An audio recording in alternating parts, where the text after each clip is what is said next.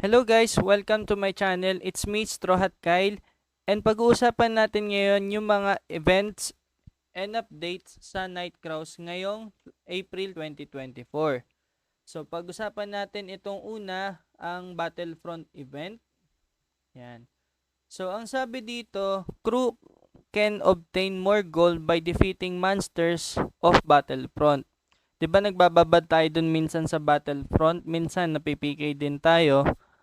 So, the more na mobs na mapatay nyo doon, ay mas mataas yung gold na makukuha nyo. Ang event period nito is April 2 before hanggang before the update on April 16. So, mga 14 days to guys. Magraran yung event ng Battlefront. Next naman tayo sa crafting event. Ito yung napapansin nyo, meron kayong Holy Grail. 'Di ba? So sa collection kasi 'yon. Pwede kayong bumili nun sa exchange para ma-craft siya as equipments na hindi naman siya masyado mataas yung stats pero maganda yung stats niya sa collection. So, yan ang sabi dito, crew can obtain Saint Holy Grail when hunting monsters above level 36 in the field. So, pwede pala siya makuha ng loots lang. Tapos sa Battlefront naman, level 40 pataas. Then, hanggang April 30 lang itong update na to. So, kung mapapansin nyo dun sa collection natin, dun sa in-game, makikita nyo dun kung ilan dapat yung mga i-craft nyo para makuha nyo yung stats na nandun sa collection. No? So, yan. Kailangan mo rin kasi i-plus yun bukod sa pag-craft mo. Then, ito yung mga effects ng collection. Yan. Collection names, Saint Collection 1, 2, 3, Holy Grail of Discipline, Holy Grail of Escalation, Holy Grail of Wisdom, at Holy Grail of Prosperity. So, yan. May mga plus AQ, basic damage. Maganda rin yung stats niya. Ang dami, oh. Kaso nga lang, syempre, para mas magkaroon ka ng maraming Holy Grail, may shortcut. Bibili ka via Dayas. At yun yung gagamitin mo pang craft. Tapos, syempre, gagastos ka din nung para sa enhancement. Plus 4 siya or plus 5 per item. So, yan.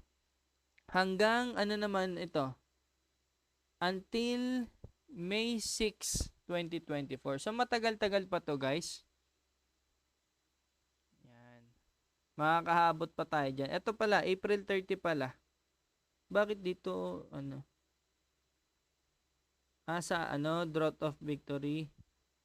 Basta hanggang April 30 pala to, yung event na to. So, ayan, grind lang tayo. Next naman tayo sa dungeon event. Basahin natin. Ngayon ka lang kasi binasa to. Sa dungeon event naman, yan. Hanggang April 16 lang din to. During the event period, alluvial gold pouches bound. Yung 70,000 na gold, diba, yun yung nalulot natin, tinitrade natin sa merchant. Ayun, no, pwede siya maloot sa LOP. Yan, so mas maganda kung naka Black Wings ka, may additional time ka pa para makapag-loot. Minsan, swerte daw yung solo-solo lang na nagpo-farm dito sa LOP. Ayan, no? Okay, next naman tayo dito sa mission completion event. Yan, check natin. Uy, maganda to. Yung purple na pang refine sa weapon. Maganda yung stats niyan pag ganyan. So, event period until April 15. Simula April 2 to April 15, 2024. Yan. All items claimed from this event cannot be traded. So, ito yung mga mission na kailangan mo matapos. Yan. Dismantle gear 15 times. 30 times. Tapos, enhance gear 15 times. 30 times. Tapos, refine gear 15 and 30 times. Then, yung final reward, pag na-complete mo tong lahat, before April 15 ay meron kang mga pang-craft, tas mga pang-refine sa weapons mo. Yan. So, kalimitan dito magagamit mo lang sa mga rare equipments or gears, pati accessories. Yan, may mga additional stats yan tulad ng mga AQ plus 2, 'di ba? Yung pang-refine. Bukod yun sa pag-plus ng equipments mo. So, crafting support, ito naman, bukod to, defeat monsters 3,000 times, 6,000 times.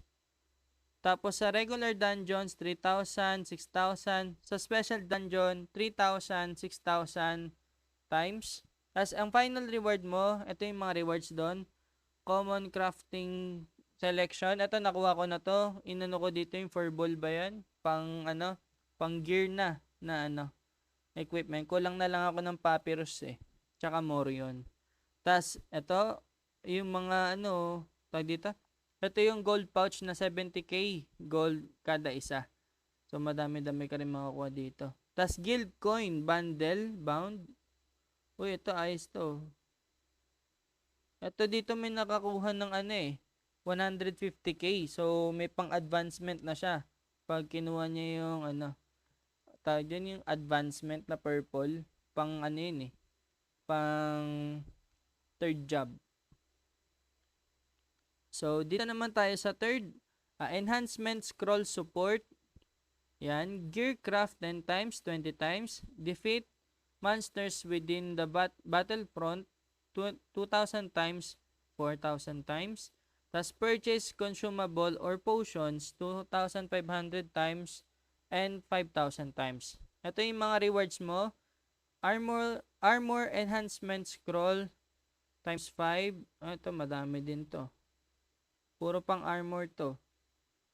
Enhancement scroll selection chest. To pwede dito mamili ka ng dito pang weapon, accessory or armor. Ayan. So next tayo guys. Dito naman tayo sa check-in event. Dito check-in sa April 2 to April 15 lang din to. Yan, so login lang to guys. Ito yung daily attendance natin. Ito yung mga rewards na makakuha mo. Yan, yung gold, stimulant of growth, gold chest, drought of vigilance, buff to Ayan, so gold 300,000. Tapos splendid stone. Dito na ako sa sa second week na yata ako. Tama ba? So, ito mga pang recharge ng LOP, yan. Sankona, ito yung ginagamit doon. So, old aircraft component. Ito maganda to kasi baka makraft nyo. I-craft nyo yung epic. Yung pang epic na glider natin. Baka machambahan nyo lang. Sayang din yon. So, may moonstone ka din. Ang dami din pala na yun to. Mga pang-ups to. Spell rune crystal, magical rune state. Ito yung automatic sa infuse. Sa akin kasi maganda yung stats ko 'Di ba? So next naman tayo sa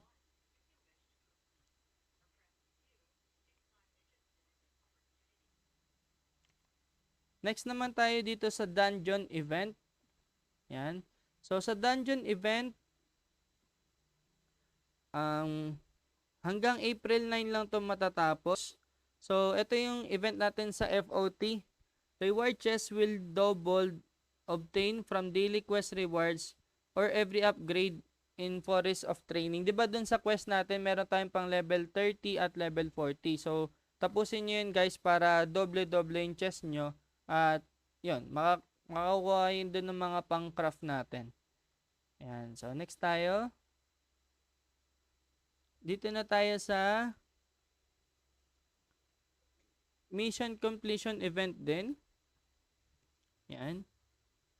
Hanggang April 8 lang to. 5 days na lang to guys. Matatapos na to.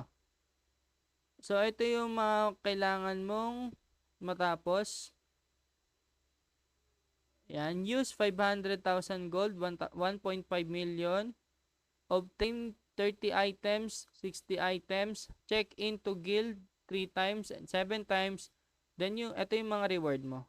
Yan o, may pang summon. Yan, so medyo malas tayo dito guys. Ito yung purple. Hindi ako nakakuha ng epic. Sa second week na ako eh. Tapos sa Monster Hunt support, defeat 3,600 Battlefront monsters, 6,000 Battlefront monsters, 3,000 special dungeon monsters, and 6,000 special dungeon monsters. Ito yung mga rewards mo. Ayan, pang summon din to guys. Sayang din to, baka makachamba kayo. Ako hindi eh. Diba? So okay lang yan. Chill game lang tayo. Rare lang tayo. Check-in event. Ito din, tapos na ba to? Hanggang April 8 pa pala to. So ayan, kailangan mo lang. Ito pala, tawag dito. Ito yung ano to? Worth 2,000 diamonds pala to na i-claim mo lang daily, no? Ayan, no? 14 days. Ayan. Ito yung mga makukuha mo. Day 1 to day 14, ito, check nyo na lang. Dun sa in-game natin. So, may pang mount din yan. Ito, may rare mount. Kasi naka-rare mount na ako eh. So, ayan guys. Dito na tayo sa patch notes. Tapos na kasi natin explain yung yung ongoing events. So patch notes natin. Ito, April 2nd.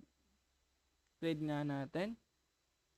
In-game updates. Number 1, new events for growth support begins. 2 types of new check-in events. 3 types of new mission events. Additional gold and alluvial pouch drop event in the LOP. Saint Holy Grail crafting event, yung mga binasa ko kanina. Battlefront event. Yan. New season pass update. Ito yung yung parang Black Wings season pass. Hindi pa ako nag-avail niyan. Black Wings lang. So, new region available. Ibig sabihin, meron na ulit server. New regions. New region lang pala siya sa isang server. Tama ba? Basta ganon. So, number 3, new region available. Asia 3. Yan. New server groups. Asia 3. East 301.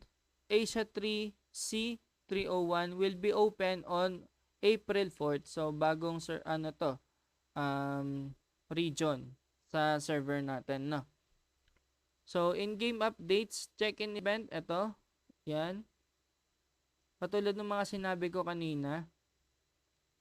Claim nyo lang to guys daily para makuha nyo to. Yan, yung mga pang extend ng time natin sa loots. Ito yung mga binanggit ko kanina dun sa event. Ano pa bang bago dito? Gear training, crafting support, enhanced scroll support. Yan yung mga nabanggit ko kanina. Bonus drop for Land of Prosperity, Saint Holy Grail crafting, Battlefront event. Yan. 1 new pass to be added. Pass type artifact pass. Yan. So, pwede nyo bilhin yan via Dayas. Auto move for quests will be improved. Yan. Para siguro to ay ayun yung hindi ka lalagpas dun sa Kasi minsan 'di ba pag nagte-teleport, na-stuck yung character mo. Ito, in-game bug fixes, in-game bug fixes and gameplay improvements. Number 1, fix the issue where certain text get cut off in some language settings upon entering request. Image arrangement of the in-game shop improve. Fix the pop-up message appearing upon starting the game with an unstable network. Guide added regarding the mint restriction of crow token on health. Ayan. may guide na para sa pag-mint kasi marami ng level 45. Obtain message added to appear upon obtaining certain bound items. Ayan, makikita na natin yung mga loots natin dyan sa system. So, fix some in-game typos. Ayan. So, yun guys, ito lang yung mga update natin sa Nightcrawls ngayong April 2024. So, sa mga ano dyan, mga players dyan na gusto sumuport sa atin, pwede nyo po ako i-support. Yan, Straw Hat Kyle po tayo. Check natin yung ating Facebook. So, ito yung Facebook natin. Pwede nyo ako i-follow sa Facebook. Yan, Straw Hat Kyle. Tapos sa YouTube, mag-upload din po tayo ng mga contents. So, yan, kung natuto ka, pwede mo rin ako i-support via sending seeds. Yan, nakalagay na dito. skyle hashtag 5345. Yan. So, thank you guys and happy gaming!